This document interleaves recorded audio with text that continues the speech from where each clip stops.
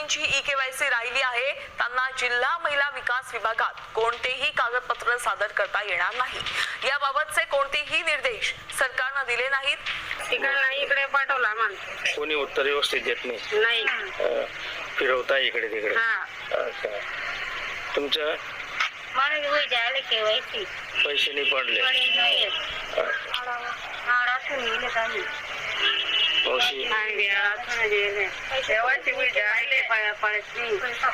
पैसे लाडके बहिणीचे पैसे पडत नाही म्हणून लाडके बहिणीचे पैसे पडत नाही 6 महिने होऊन गे 2 महिना 6 महिना आणि आपण रोजंदारीने कामाला जातात।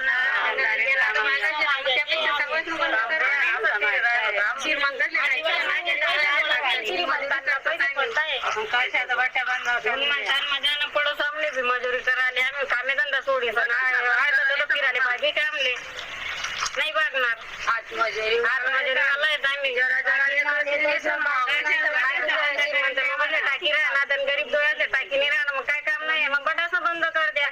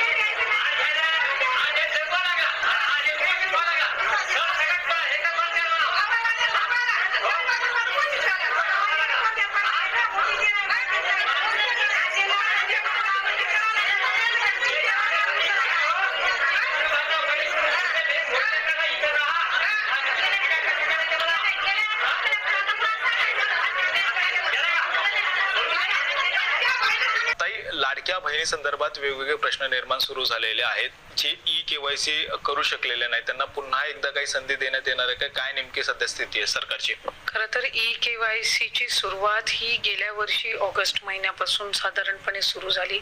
31 डिसेंबर पर्यंत शेवटची मुदत ही ई-केवायसी साठी देण्यात आलेली होती। जे पुरुष आहेत 12 का 12.5 हजार ज्यांनी चुकीच्या पद्धतीनं लाभ घेतलेला होता तर त्या संदर्भामध्ये ते जी रक्कम आहे ती शासनाच्या तिजोरीमध्ये परत वसूल करण्याच्या दृष्टिकोनातून निर्णय आहे तो शासन स्तरावर आम्ही प्रस्तावित केलेला आहे आणि त्याला मान्यता मिळाल्यानंतर ती प्रक्रिया सुरू आहे। मुख्यमंत्री माझी लाडकी बहीण योजनेमध्ये खूप मोठी धक्कादायक बातमी समोर आलेली आहे।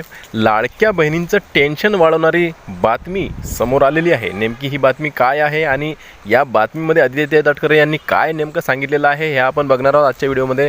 नमस्कार, मी देवानंद गवांदे आणि आपण बघत आहात टेक्निकल मराठाजी। ताईंनो, तुम्ही जर या चॅनलवर नवीन असाल तर चॅनलला सबस्क्राईब करा, व्हिडिओला लाईक करा आणि शेअर करायला विसरू नका। ताई, तुम्हाला माहीतच असेल की मुख्यमंत्री माझी लाडकी बहीण योजनेमध्ये सध्या ई-केवायसीचा खूप मोठा घोळ सुरू आहे। खूप मोठी त्यामध्ये विलंब किंवा मग एक प्रकारचा उशीर त्या ठिकाणी होत आहे, कारण की ज्या बहिणीची केवायसी झालीच नाही आहे त्यांना संधीच मिळालेली नाही आहे।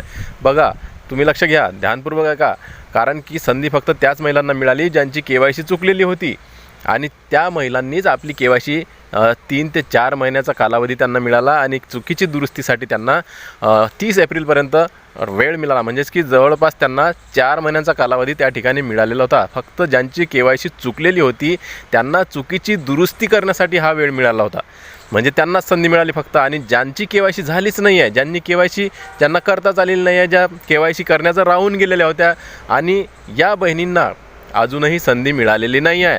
आता यांना संधी मिळणार कधी?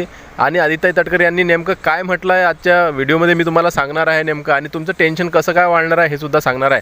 परंतु तुम्ही लक्ष घ्या, तुमचं टेन्शन वाढवणाऱ्या कितीही बातम्या आल्या ताईंनो तरीही घाबरायचं नाही आहे, टेन्शन घ्यायचं नाही आहे, धीर धरायचा आहे, धीर सोडायचा नाही आहे. मी आजच्या व्हिडिओमध्ये हे सुद्धा तुम्हाला सांगत आहे, कारण की मी प्रत्येक व्हिडिओमध्ये तुम्हाला धीर देण्याचं काम करतो आहे आणि या व्हिडिओमध्ये सुद्धा सांगतो आहे की तुम्हाला टेन्शन अजिबात घ्यायचं नाही. जरी टेन्शनवाली गोष्ट असेल किंवा जरी टेन्शन घेण्याबाबतची बातमी असेल तरीही तुम्हाला टेन्शन घ्यायचं नाही. शेवटी तुम्हाला संधी ही द्यावीच लागणार आहे सरकारला, तुम्हाला मुदतवाढ ही सरकारला द्यावीच लागणार आहे आणि यासाठीचा तुमचा जो काही लढा आहे तो सुरू झालेला आहे ताईंनो.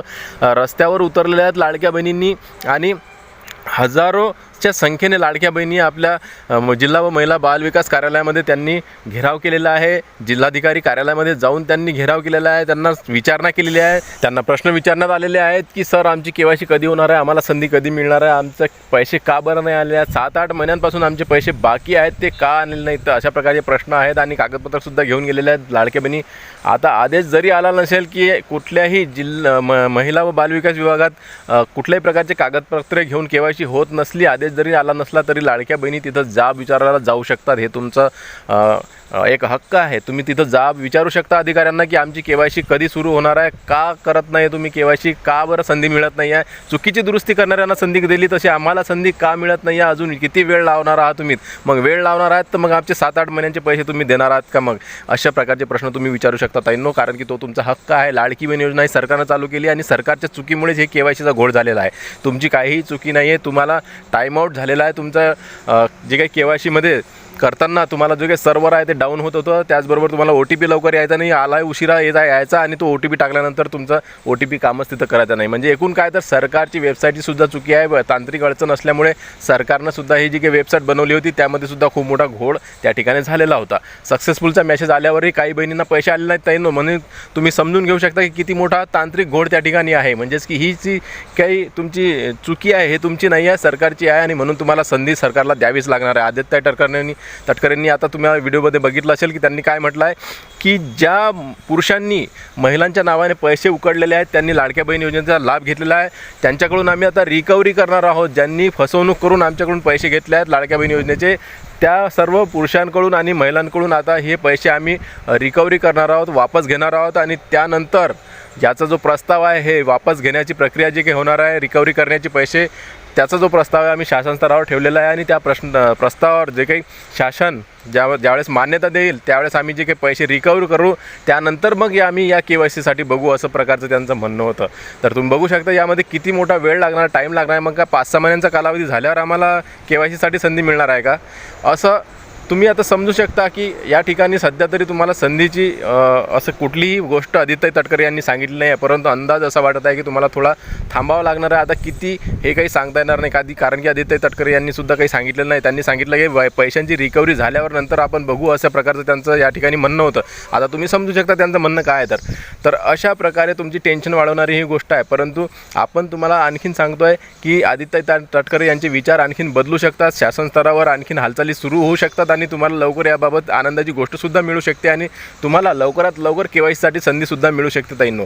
तर याबाबतचं आदित्य तटकरे यांचं काय म्हणणं आहे किंवा मग काय माहिती देत आहेत, ते काय ट्विट करतायत हे आता लवकरच माहीत पडणार आहे आणि आपण आपल्या व्हिडिओच्या माध्यमातून तुम्हाला लवकरात लवकर सांगणार आहोत. तर हा व्हिडिओ आवडल्यास लाईक करा. भेटूया पुन्हा नवीन एका व्हिडिओमध्ये. तोपर्यंत जय महाराष्ट्र.